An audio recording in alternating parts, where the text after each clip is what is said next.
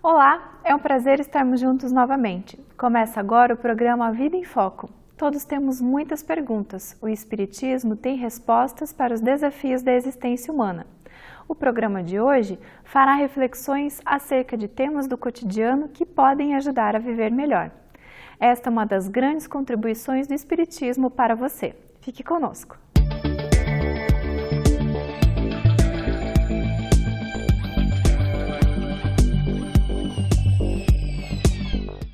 O futuro a Deus pertence, é o que diz o ditado popular. Isso é uma verdade absoluta ou há situações que irão acontecer no futuro que podem ser conhecidas com antecedência?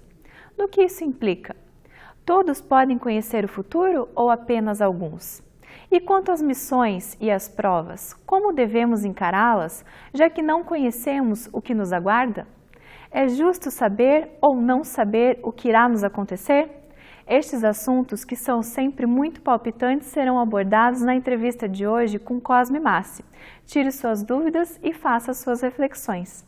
A Vida em Foco traz também curiosidades, crônica, o Espiritismo esclarece e, fechando o nosso encontro de hoje, mais reflexões sobre a doutrina espírita e os ensinamentos de Jesus. Você é o nosso convidado. Fique conosco. Confira agora a crônica da semana. Olá! A vida humana é repleta de lutas e angústias. A transitoriedade de tudo que se liga à matéria produz um contínuo estado de incerteza. O vigor físico da juventude lentamente vai embora. Mas enfermidades inesperadas também podem mudar radicalmente a vida de uma família. Acidentes, por vezes, ceifam vidas ou causam aleijões. As surpresas da economia podem frustrar os mais sensatos planos para um futuro tranquilo. Empresas consideradas sólidas vão à falência, gerando desemprego. Amigos e parentes mudam-se para longe ou desencarnam. Tais eventos com frequência são qualificados como desgraças. Evidentemente, não é possível ignorar o potencial de angústia que possuem. Não se espera que os homens sejam indiferentes aos graves acontecimentos de suas vidas. Contudo, o real significado de um fato depende do ponto de vista pelo qual ele é analisado. Para quem resume a vida à matéria, tudo o que torna o viver mais difícil ou trabalhoso é lamentável. Quando não se tem qualquer objetivo transcendente, as ilusões do mundo crescem em importância. Entende-se que a felicidade decorre de ambições atendidas e de paixões vivenciadas. O ideal é viver as sensações ao máximo, pois tudo nelas se resume. Nessa linha de pensar, cofres cheios, glórias e despreocupação talvez sejam o objetivo máximo de uma existência. Entretanto, para quem acredita na continuidade da vida após o término da experiência física, o enfoque muda radicalmente. E foi para isso que o Espiritismo veio, ou seja, para mostrar onde estão os verdadeiros interesses da vida. A vida na Terra é preciosa e o homem deve ocupar-se seriamente com ela. Mas o objetivo da vida terrena não se identifica com o amontoar de coisas e o fruir de sensações.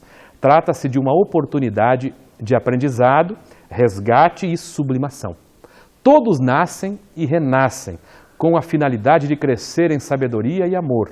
Portanto, as dificuldades do mundo não são necessariamente desgraças. Muitas vezes são apenas lições que testam e desenvolvem as habilidades que as criaturas trazem no íntimo. Outras vezes, são resgates de equívocos do pretérito. E importa analisar as ocorrências com a largueza de visão, considerá-las não apenas como se apresentam no momento, mas também quanto às suas consequências. A satisfação da vaidade, tão prazerosa, pode propiciar terrível ilusão quanto ao próprio caráter.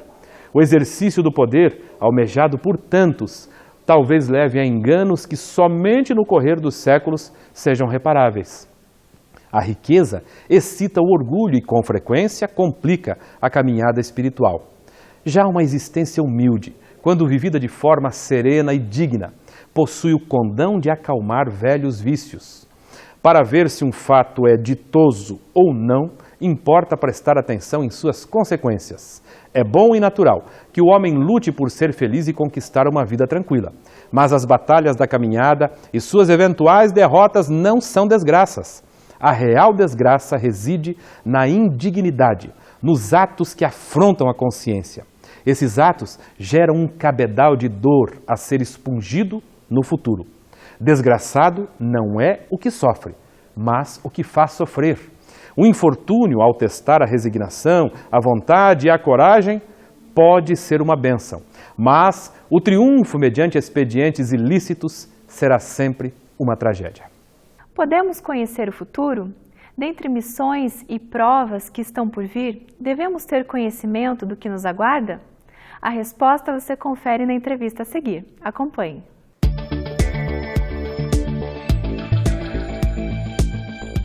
Nossa entrevista de hoje é com o Dr. e mestre Cosme Massi, doutor em Lógica, em Filosofia da Ciência. Cosme, é um prazer recebê-lo aqui mais uma vez. Prazer é meu. Vamos falar sobre diversos assuntos, Cosme. Premonições. É possível prever o futuro? Na forma como você pergunta, sim. Como possibilidade lógica, sim. Claro que é muito difícil que essa previsão seja feita. Se nós pensarmos o quanto a vida depende das escolhas de cada um, do livre-arbítrio de cada um, somente Deus, por conhecer a intimidade de todos os seres, seria capaz de saber o que vai acontecer amanhã, de fazer esta previsão do futuro. A gente pode até dizer, como se diz filosoficamente, que para Deus, presente, passado e futuro são uma coisa só. É claro que uma vez que Deus o saiba, Ele pode fazer com que seja dada por revelação para algumas pessoas até alguma visão do futuro. Os espíritos mais próximos a Deus, os chamados espíritos puros ou perfeitos, poderiam ter este conhecimento do futuro, porque Deus o sabe. Mas se nós, homens, na condição que estamos, de espíritos ainda limitados e imperfeitos, toda e qualquer revelação que se tenha do futuro, a gente tem que desconfiar. A probabilidade de que isso não seja correto é maior do que seja correto. Mas a possibilidade existe. Pode ser que você tenha alguma revelação sobre o futuro. Em geral, diz Kardec, essas revelações sobre o futuro não podem ser muito precisas. Revelações que estabelecem datas, precisão de detalhes e circunstâncias, você deve desconfiar. Cosme, o codificador vai trabalhar a questão da presciência, né? Conhecimento antecipado do futuro. Como é que a gente hoje compatibiliza essa questão em relação aos chamados profetas da antiguidade? Eles, a rigor, tinham essa capacidade de prever o futuro. Você está dizendo que hoje não é possível isso?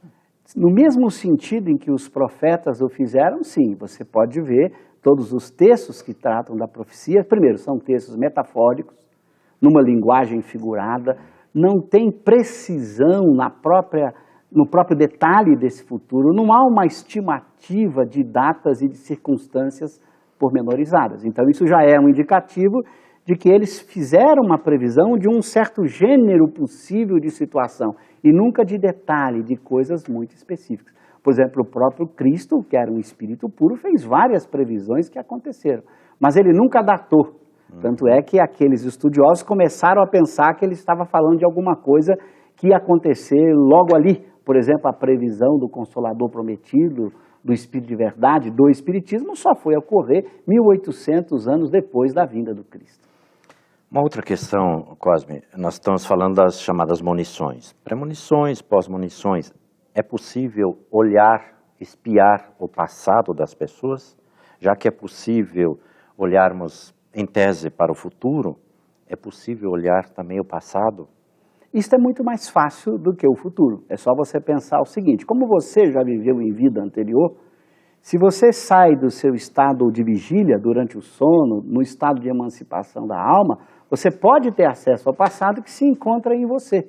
Então você pode saber como você viveu em determinado contexto, e isto pode, em certas circunstâncias, vir para o estado de vigília, vir para o estado consciente. Então isso pode acontecer, quer dizer, é muito mais fácil, muito mais lógico do que a questão da previsão do futuro. Então o acesso ao passado é até mais fácil de entender porque ele já aconteceu, enquanto o futuro depende de escolhas que ainda não aconteceram. Gostaríamos de falar se outras pessoas têm acesso ao passado das criaturas. É possível isso? É possível, mas de novo você deve desconfiar sempre, porque o acesso à vida anterior das pessoas depende dos objetivos, da utilidade disso, se isso não vai prejudicar o livre-arbítrio da pessoa, se isso não vai interferir na sua vida. Espíritos mais evoluídos podem fazer com que algumas pessoas saibam do passado de outras, mas com todo cuidado para que isso não interfira nas escolhas da própria pessoa. Então você deve desconfiar se isso é feito rotineiramente, de forma muito simples. Você desconfia sempre que as pessoas querem dizer, você foi isso, foi aquilo, viveu assim. É melhor você desconfiar. Mais vale pecar por excesso de rigor do que aceitar qualquer coisa. Você falou sobre arbítrio. E é comum ouvirmos acerca do livre-arbítrio. Defina para nós o que é arbítrio e por que ele é livre na criatura. Quem é que pode interferir no arbítrio de todos nós? Muito boa. Essa é uma questão complexa na filosofia. Da noção de livre-arbítrio tem pelo menos duas grandes noções na história da filosofia. Uma que tem a tradição que nasce com Immanuel Kant e com René Descartes, que é o chamado livre-arbítrio absoluto. O sujeito escolhe a partir do nada. A escolha não é explicada, é como se fosse um jogar dados. Essa noção de livre-arbítrio absoluto dá origem à chamada queda do espírito. Por exemplo, um anjo poderia do nada escolher não ser mais anjo e virar Lúcifer. É a teoria do Lúcifer, do anjo que escolheu Decaído. Contrariar Deus e virou o demônio. Então essa é uma noção de livre-arbítrio, um livre-arbítrio que não obedece ao princípio de causa e efeito. Não é o que você tem dentro de você que escolheu. Essa é uma noção de livre-arbítrio absoluto. Para o Espiritismo e para Kardec, o livre-arbítrio respeita o princípio de causalidade. Você escolhe a partir do que você é, do que você sabe, dos seus desejos, dos seus sentimentos, do conhecimento que você tem. É este mundo interior de sentimentos, pensamentos, desejos, que leva você a fazer a escolha. Então, um espírito bom, por só desejar o bem, por só ter boas emoções, as escolhas dele são sempre o bem. Ele não poderia escolher o mal, porque este mal nem passa pelo seu mundo íntimo. Essa escolha nem se coloca para ele, porque ela é o resultado do que ele é. Então, essa noção de liberdade, a partir do que você é a noção do Espiritismo. Então, você é livre para escolher. Ninguém escolhe no seu lugar, mas é você que escolhe. E você escolhe a partir do que você é. Então, você pode dizer que livre-arbítrio seria isso, a capacidade de você escolher, de ninguém escolher por você, mas você escolhe a partir do que você é, e não uma espécie de jogo de dados que não teria nenhuma explicação. Nós vamos para um rápido intervalo, Cosme. Depois, quero voltar ainda à questão do livre-arbítrio. Queria saber se Deus interfere no arbítrio das pessoas. Um instante só, já retornamos. Vamos para um breve intervalo e logo voltaremos com a segunda parte da entrevista. Não saia daí.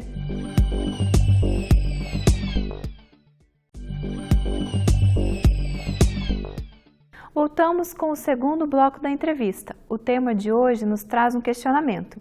Podemos conhecer o futuro? Confira a entrevista e saiba a resposta. Ok, estamos de volta. Cosme, deixamos uma questão antes do intervalo. Deus interfere no arbítrio das pessoas? Muito boa pergunta. Se nós pensarmos que essa interferência seria uma interferência direta sobre a vontade da pessoa, claro que não. Mas uma interferência indireta, sim. Eu interfiro indiretamente no seu livre-arbítrio. Por exemplo, todas as vezes que você aprende alguma coisa, sua escolha muda. Porque agora, ao conhecer algo que você não conhecia, você pode mudar sua escolha.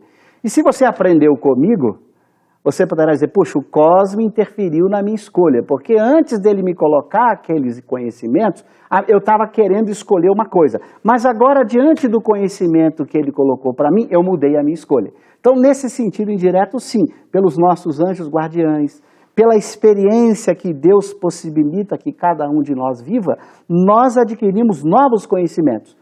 E esses novos conhecimentos adquiridos alteram a nossa capacidade de escolha. Nós passamos a escolher diferente porque mudamos, porque agora não somos mais o mesmo. Por isso que Jesus disse, conhecereis a verdade e a verdade vos libertará. Conhecer a verdade é tornar-se diferente. E a verdade liberta o quê? Liberta você de você mesmo. Você agora não está preso à escolha antiga. Você não é mais o homem velho. Ao conhecer a verdade, você é um homem novo. E aí a sua escolha muda. A verdade muda a gente, mudando as nossas escolhas. A opção pelo arbítrio implica na responsabilidade espiritual. É isso? Quando nós decidimos por um certo caminho, a responsabilidade é sempre nossa.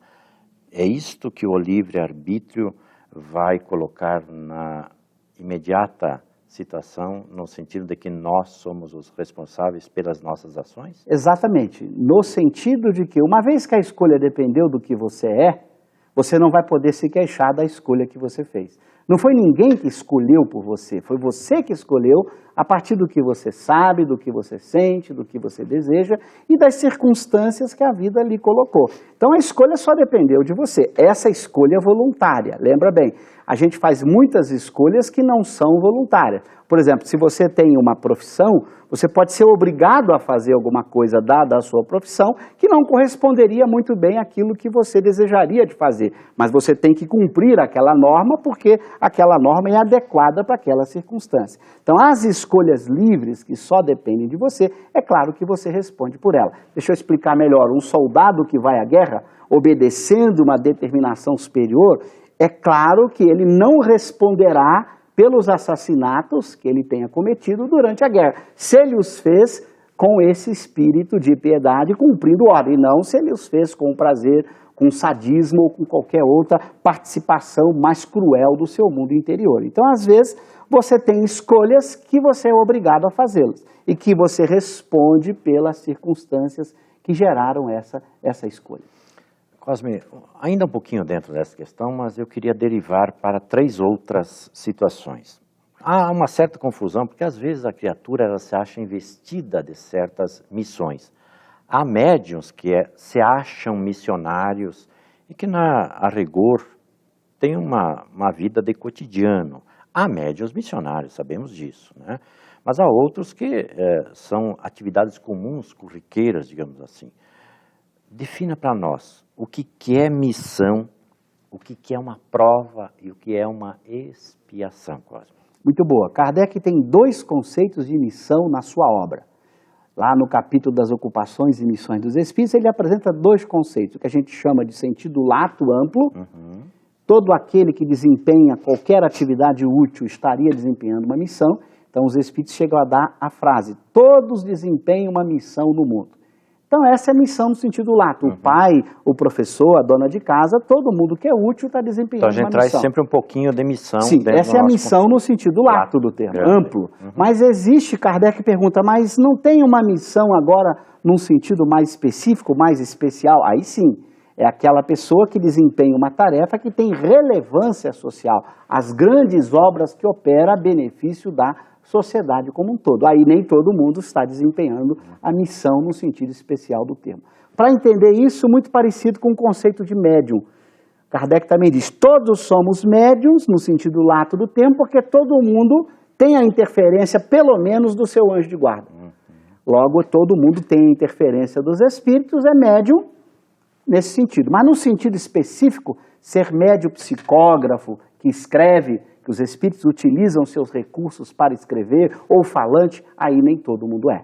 Então, missão no sentido lato, todos temos. Missão no sentido específico, algumas pessoas apenas que fazem as grandes obras de transformação social. Provas.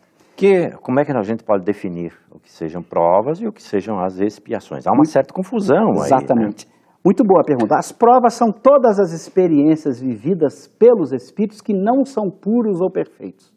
Então, todos que não atingimos o ponto culminante na escala evolutiva, que é o estado do espírito puro ou perfeito, para tomar como exemplo Jesus, todos os espíritos, qualquer experiência de vida é uma experiência de prova, porque serve para que ele aprenda, para que ele teste os valores conquistados. Então, isso é uma prova.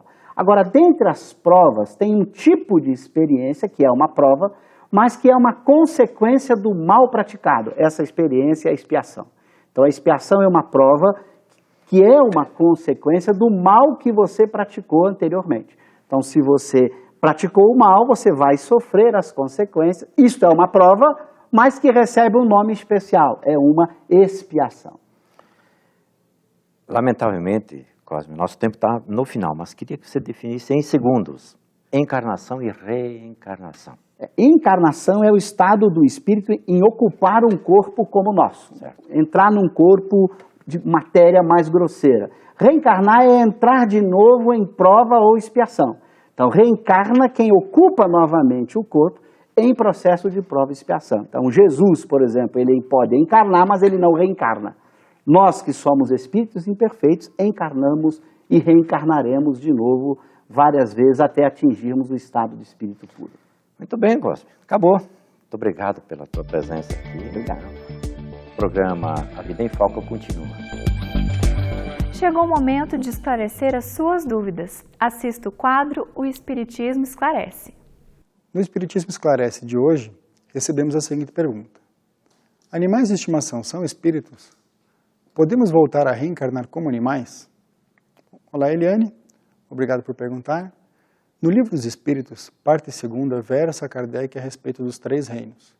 Se você quiser estudar mais sobre isso, consulte a partir da questão 592. O atributo por excelência que diferencia o ser humano do animal em escala zoológica inferior é o pensamento. Mediante o pensamento é possível a apreensão lógica das coisas, do ambiente, do raciocínio, do conhecimento. Joana de Ângeles, no livro Triunfo Pessoal, afirma: na Terra, somente o ser humano é possuidor dessa extraordinária peculiaridade que lhe permite identificar-se no ambiente em que se situa, compreender a magnitude do universo e descobrir os mecanismos que o podem auxiliar a crescer, bem como as formas de resolver os desafios que enfrenta em cada momento. Os animais não têm essa capacidade de pensar linearmente, resolver problemas desafiadores ou notar a grandeza do universo. Não lhes é possível o raciocínio porque seu pensamento é fragmentário.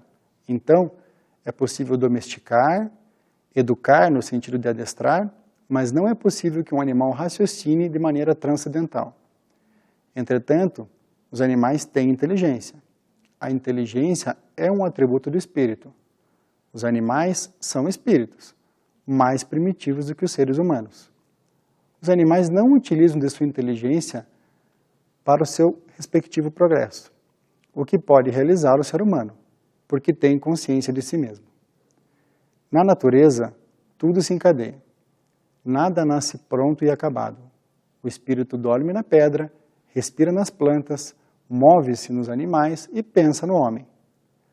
O espírito criado simples e ignorante pela divindade trilha sua evolução nos reinos inferiores, migra para o reino animal para depois viver experiências na vida como ser humano. Portanto, animais são espíritos em evolução, merecem respeito, cuidado e carinho. Com relação à tua segunda pergunta, se poderia um humano reencarnar como animal, Kardec responde na questão 612 do Livro dos Espíritos. Não é possível um humano encarnar como animal. Isso seria retroceder. No processo de evolução não há retrocesso. Os progressos realizados anteriormente são conquistas do espírito em evolução. Um homem jamais voltará a ser um animal de pensamento fragmentado. Portanto, nós, depois que adquirimos a condição humana, só poderemos encarnar no corpo de um ser humano, até que a nossa estadia no planeta Terra se encerre. Alberto Almeida nos traz momentos de reflexão com o quadro Espiritualidade em Gotas. Acompanhe.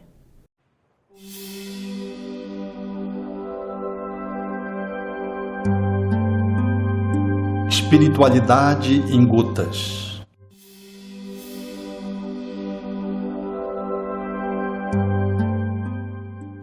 Qual seria para a sociedade o resultado do relaxamento dos laços de família?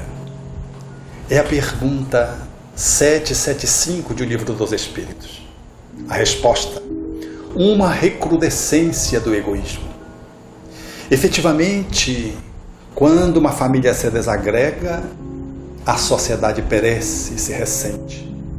Quando uma família se une, a sociedade se equipa de unidade.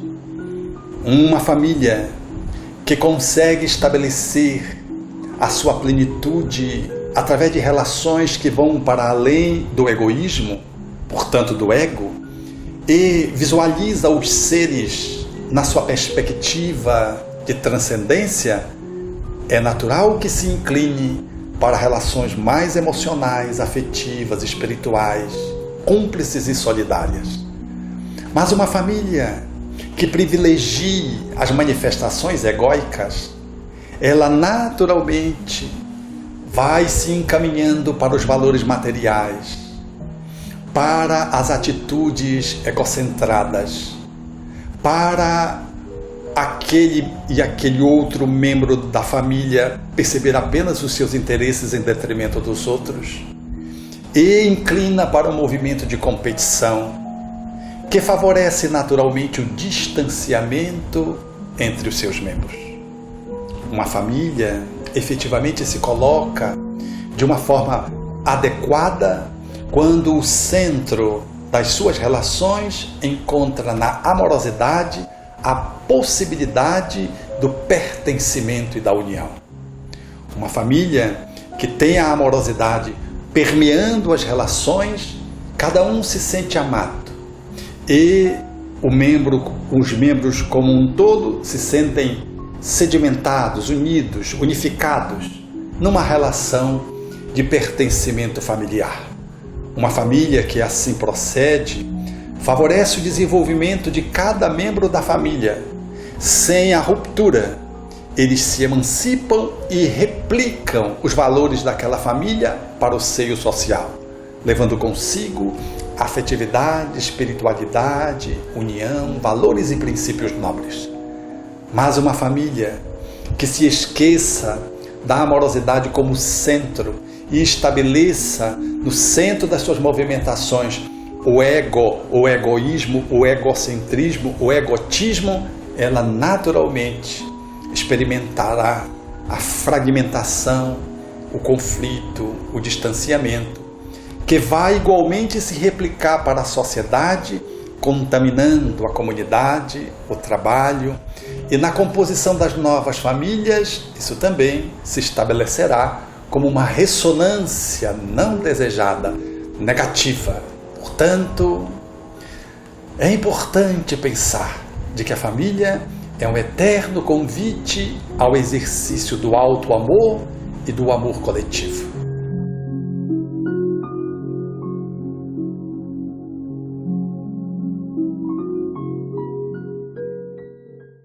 Obrigada por nos acompanhar até aqui. Sua audiência é muito importante para nós. A Vida em Foco volta na semana que vem com mais novidades. Se você perdeu alguma edição anterior do programa, acesse o site www.avidaemfoco.com.br. Através do e-mail contato@vidaemfoco.com.br, você pode enviar as suas perguntas e sugestões para a produção do programa.